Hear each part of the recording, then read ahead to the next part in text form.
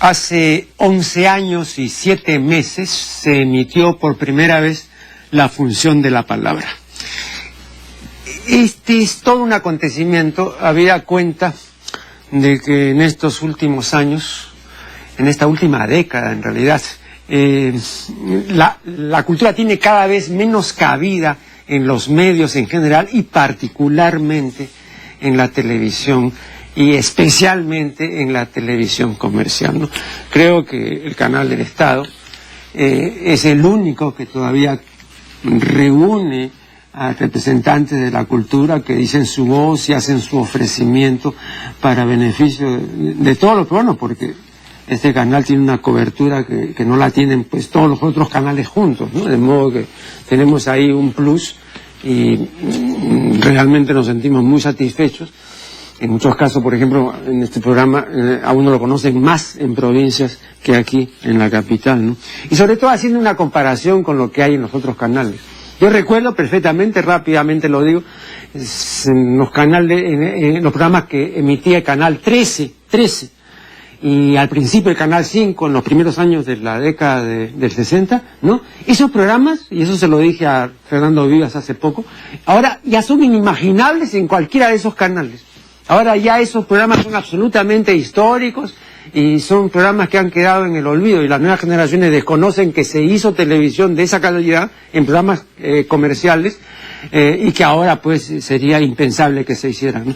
Pero se siguen haciendo ya al margen de la publicidad y del comercio en este canal, el canal del Estado. Y por eso, a continuación, hemos hecho una selección de los principales primeros programas, 8 primeros programas que se emitieron en el año presente. Adelante. Hoy está con nosotros el profesor Juan José Bustamante, nuestro primer especialista en budismo y profesor además de la Pontificia Universidad Católica del Perú. Vamos a hablar en esta época de Semana Santa acerca de la religión. Hace un par de días publiqué en El Comercio un artículo titulado Ascesis, Anacoresis y Mística. Y yo decía, entre otras cosas, que estos 3 elementos eran, a mi juicio, los caracterizantes y principales, no los únicos, pero sí los principales de toda religión que se precie verdaderamente de serlo, ¿no? Pero ¿qué cosa tienen en común estos 3 elementos? Lo que tienen en común es la dificultad. La religión es una tarea que compromete el ciclo vital de cualquier persona profesante, ¿no? Y no es algo que se aprenda en un curso acelerado y luego uno se desentiende del asunto. No, no es así. Es una tarea de toda la vida, ¿no? Y bueno, para llegar pues a obtener resultados perceptibles y visibles, ¿no? Deben pasar muchos años, ¿no? Ahora bien, en la posmodernidad y en esta sociedad informática, en esta era digital, todo es veloz, rápido, cambiante, ¿no? Entonces cualquier esfuerzo que vaya a demorar después 3 decenios, bueno, ya son cosas que están fuera completamente del marco, digamos, normal, ¿no? De nuestra época. Entonces la primera pregunta que le quiero formular al profesor Bustamante es la siguiente, ¿no? ¿Usted cree que se le presentan a la religión tiempos especialmente difíciles habida cuenta de que la tecnología ha modificado los hábitos de la existencia, los usos sociales, en fin, ha subvertido el orden? ¿Usted cree que va a ser ya muy difícil que el asunto no solamente revierta, creo que va a ser imposible, pero que le vaya bien en estos términos a la religión? Bueno, quizás habría que diferenciar entre religión institucional, que tiene una misión... Claro, me refiero a la institucional, claro. ¿No es cierto? Y el practicante religioso, el practicante por ejemplo, en mi campo de interés, el budismo, se trata de despertar. Todo es un sueño. Siempre ha sido un sueño. Ahora, el sueño adquiere características informáticas. ¿No es cierto? Y hay menos tiempo, más rapidez. Eso yo creo que es un desafío para el practicante. Y eso es lo que a mí más me interesa, ¿no? Porque como el budismo no es una religión institucionalizada, puesto que no hay ninguna organización central, ni ningún líder, en realidad central, y cada quien se las ve consigo mismo, ¿no es cierto? Entonces, sí, creo que es un desafío. Hay una mayor dificultad por una mayor falta de, posiblemente, de claridad, mucha más confusión, los medios, la afición a los medios, porque los medios pueden estar ahí, pero yo no necesito aficionarme a los medios, ¿no? Si yo me aficiono, yo me estoy poniendo la zancadilla. Si yo uso los medios informáticos como una distracción más, estoy perdido.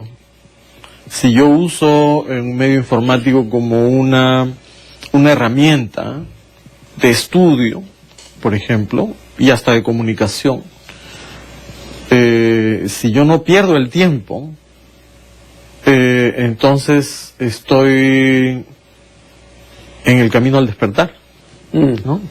Entonces sí, claro, ahora es más difícil también para las instituciones en general, ¿no? Me imagino que como la gente está más entretenida en muchas cosas, en esa medida está mucho más fuera de sí. O sea, hay una extraversión que antes desconocía, ¿no? Estamos dialogando con el escritor y además también ilustre historiador Luis Enrique Tor. Cuando nosotros nos hablan de la historia, nosotros inmediatamente pensamos, ¿no?, en la exposición de los grandes acontecimientos, ¿no?, las guerras, las revoluciones, los derrocamientos, ¿no?, los hechos hazañosos, lo que se llama la gesta, ¿no? Esa es la historia, la gran historia. Pero hay también una pequeña historia. Tú recuerdas muy bien que don José Gálvez tiene un libro que se llama Nuestra Pequeña Historia, con un prólogo del doctor Sánchez, ¿no? Aunque también se podría hablar de nuestra pequeña gran historia. Son esos sucesos menudos, son esas anécdotas, ¿no? Son esa vida intramuros, ¿no?, que no es espectacular ni mucho menos, pero que es absolutamente real y además importante. Ahora, entenderemos mejor esta pequeña historia si traemos a colación lo que Unamuno llamaba la intrahistoria, ¿no? O sea, la vida tradicional de un pueblo como fondo permanente de la historia visible, cambiante y audible, decía María, porque imagínense, usted decía un regimiento de caballería que entre un pueblo bien, ¿no?, bien ruidoso, ¿no? La pregunta es ¿cuánta intrahistoria hay en estas revelaciones? Te voy a decir una cosa, mi querido Marco Aurelio. En realidad en mis relatos hay más bien una historia de las ideas, ¿no? Más que historia de anécdotas o de personajes, ¿no? Hay una historia de pensamientos, ¿no? Por ejemplo, la presencia del pensamiento cabalístico, tan común en el Renacimiento, estudiado por Piccola Mirandola, por Marsilio Ficino, los grandes neoplatónicos, y extendido a Europa, con la gran influencia judía de fondo, porque era una tradición judía prácticamente la Cábala, que tiene tanta relevancia en la historia del pensamiento heterodoxo, digámoslo así, occidental, y por lo tanto que se traslada a América y en particular al virreinato. Eso yo lo trato con alguna frecuencia en algunos de mis relatos. Trato mucho los mitos andinos, ¿no? Trato, por ejemplo, el tema de Pachacámac, ¿no?, como el dios prehispánico, que de alguna forma se transfigura en el Señor de los Milagros. relacionado con los temblores también, ¿no? Toco todos estos temas como los cerros, que son divinidades como Pachatúzan, Celsalcantay, de carácter mágico religioso en la Sierra Sur y Central, de una manera muy especial.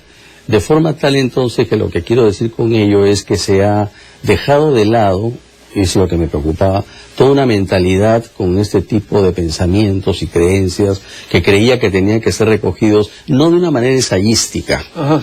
Eso es lo que determiné desde el principio. Y dije que la literatura, que yo tenía una gran vocación por escritor, tenía que ser probablemente, a mi modo de ver, la manera de decir a los peruanos y la manera de decir a mis lectores lo que yo creo de ciertas cosas.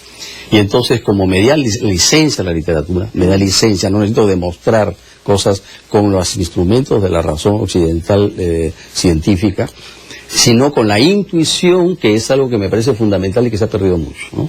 Es decir, esa capacidad o facultad de ver las cosas en unidad. Claro. La ciencia descompone, la intuición reúne. Así es. Entonces, la intuición es un chispazo, ¿no?, en donde se produce una iluminación rápida de ver con claridad algo en un instante.